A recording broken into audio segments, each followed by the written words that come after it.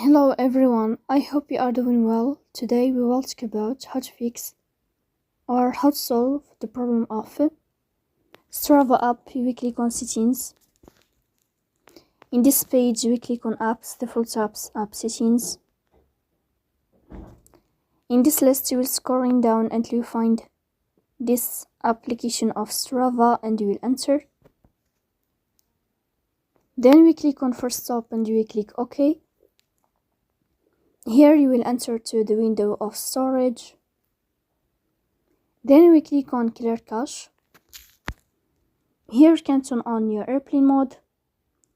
Then you will turn off your airplane mode again.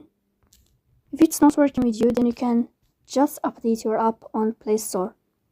So that's all. Don't forget to support us by like and subscribe. See you next time and thank you for your watching.